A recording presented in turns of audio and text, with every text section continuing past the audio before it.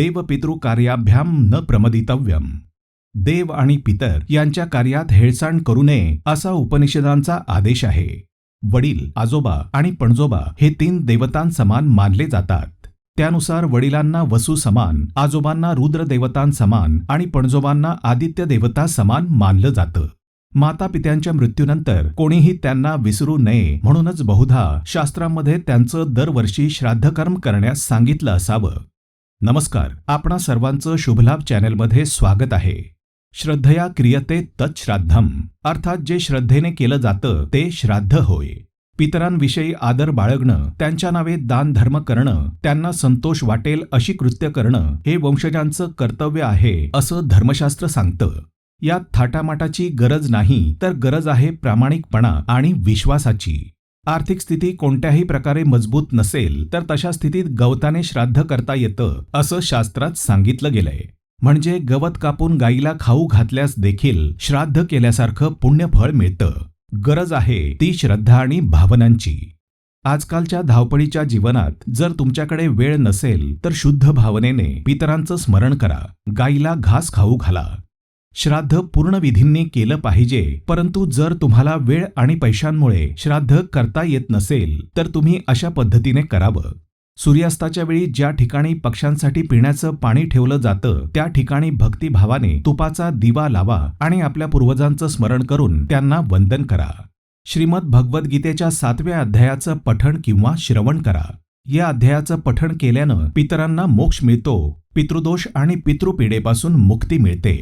शास्त्रात पितरांच्या कल्याणाचा सोपा उपाय सांगितला गेलाय.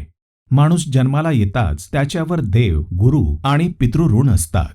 गुरूंनी दाखवलेल्या मार्गाने गुरुच्या ऋणातून मुक्ती मिळते. देवांची पूजा करून पितृऋण तसंच पितरांचं तर्पण श्राद्ध पिंडदान केल्याने पितृऋणापासून मुक्ती मिळते. गीतेचे ज्ञान जे भगवान श्रीकृष्णाने अर्जुनाला कुरुक्षेत्रात दिले, या गीतेचा 7वा अध्याय पितरांच्या मुक्ती आणि मोक्षाशी संबंधित आहे. श्राद्धाच्या वेळी 7व्या अध्यायाचं जास्तीत जास्त श्रवण करण्याचा प्रयत्न करा. यामुळे पितरांना समाधान मिळेल आणि पितृदोषापासून मुक्ती नक्की मिळेल. 6व्या अध्यायाच्या शेवटच्या श्लोकात भगवान श्रीकृष्ण म्हणतात, मतपरायण होऊन जो श्रद्धा आणि प्रीतिपूर्वक मला भजतो तो सर्व योग्याहून उत्तम योगी आहे. परंतु जोपर्यंत मनुष्याला भगवंताचे स्वरूप, गुण, प्रभाव हे समजत नाही तोपर्यंत त्याच्याद्वारे अंतःकरणपूर्वक सतत भजन होणे कठीण आहे. म्हणून भगवंत या 7व्या अध्यायात आपल्या गुणप्रभावासह संपूर्ण स्वरूपाचे आणि नाना प्रकारच्या भक्तियोगाचे वर्णन करतात. त्यात प्रथम ते एकाग्र चित्ताने ऐकण्याची प्रेरणा देऊन ज्ञान विज्ञान सांगण्याचे वचन देतात. अथ सप्तमोऽध्यायः. श्री भगवान म्हणाले, हे पार्थ, अनन्य प्रेमाने माझ्या ठाई मन लावून आणि अनन्य भावाने मतपरायण होऊन योग साधना करीत असता सर्व विभूती, बल, ऐश्वर्यादी गुणांनी युक्त व सर्वांचा आत्मरूप अशा मला तू निसंशयपणे पूर्णतः कसा जाणू शकशील ते ऐक. मी तुला हे रहस्यमयी तत्वज्ञान पूर्णपणे सांगतो, जे जाणल्यानंतर या जगात पुन्हा दुसरे काही जाणायचं शिल्लक राहत नाही. हजारो मनुष्यांमध्ये एखादाच माझ्या प्राप्तीसाठी प्रयत्न करतो आणि त्या प्रयत्नशील योग्यांपैकीही एखादाच मतपरायण होऊन मला तत्वतः अर्थात यथार्थ रूपाने जाणतो. भूमी, जल, अग्नी, वायू, आकाश, मन, बुद्धी आणि अहंकार अशा 8 प्रकारांमध्ये माझी प्रकृती विभागलेली आहे. ही 8 प्रकारचे भेद असणारी अपरा अर्थात माझी जड प्रकृती आहे. आणि हे महाबाहू, हिच्याहून दुसरी जिने हे संपूर्ण जग धारण केलं आहे तिला माझी जीवरूप परा अर्थात चेतन प्रकृती जाण. हे अर्जुना, तू असं समज की सर्व भूतांची उत्पत्ती या दोन्ही प्रकृतींपासूनच होते आणि मी या सर्वाचा उत्पत्ती रूप आणि प्रलय रूप आहे. अर्थात मी सर्व जगाचे मूळ कारण आहे. हे धनंजया, माझ्याशिवाय किंचित मात्रही दुसरं असं काही नाही. दोऱ्यात मणी ओवावेत त्याप्रमाणे हे सर्व जग माझ्या ठाई ओवलेलं आहे. अर्थात सर्व काही माझ्याच आश्रित आहे. हे कौंतेय, पाण्यात रस मी आहे, चंद्र व सूर्यात प्रकाश मी आहे, सर्व वेदांमध्ये ओंकार मी आहे, आकाशातील शब्द आणि पुरुषांमधील पुरुषत्व मी आहे, पृथ्वीचा नैसर्गिक पवित्र सुगंध मी आहे, अग्नीचे तेजही मी आहे, सर्व जीवांचं जीवन मी आहे आणि सर्व तपस्व्यांचं तप मी आहे. हे पार्था, सर्व भूतांचे सनातन कारण, सर्व बुद्धिवंतांची बुद्धी आणि तेजस्व्यांचं तेज मी आहे.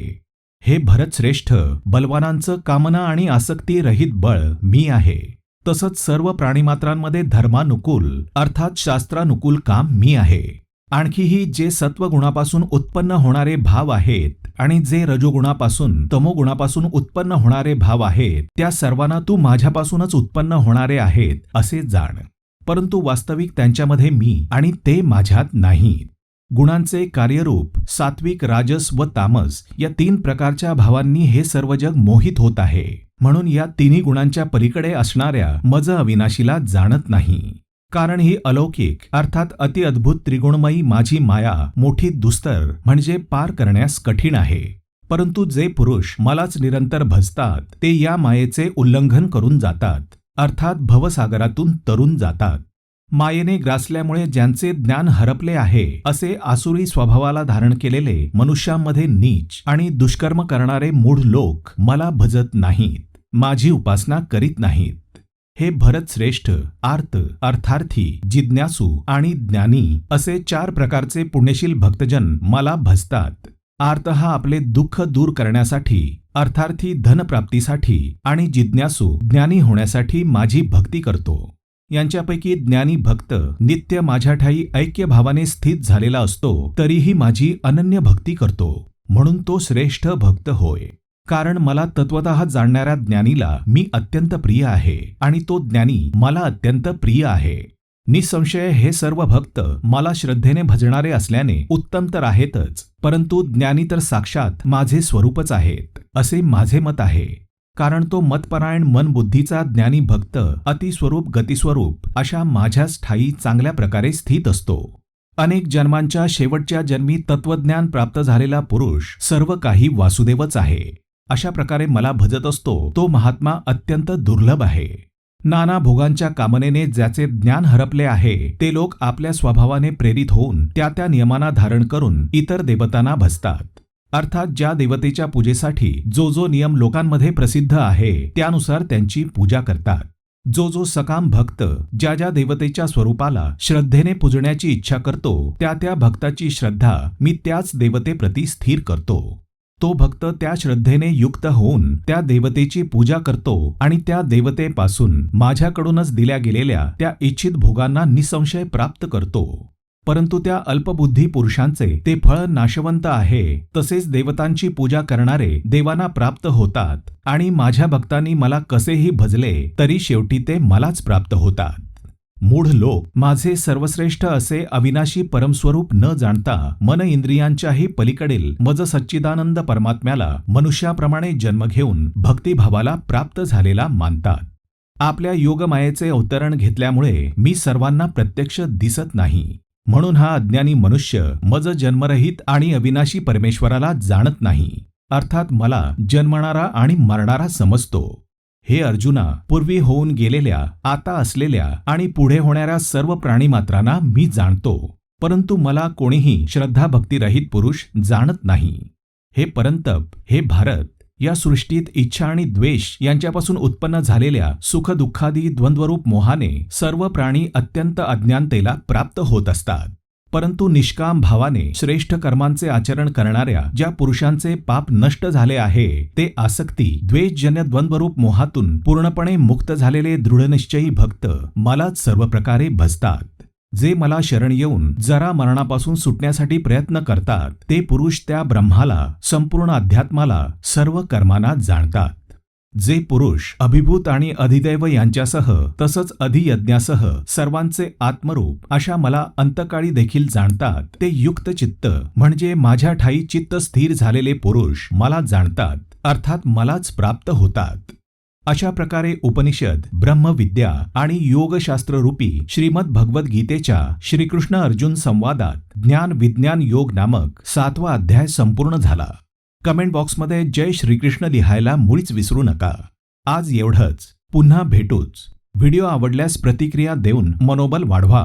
व्हिडिओला लाईक करा, कमेंट करा आणि अशाच प्रकारचे धार्मिक माहिती देणारे व्हिडिओ पाहण्यासाठी चॅनलला सबस्क्राईब करा, बेल आयकॉन दाबा. धन्यवाद.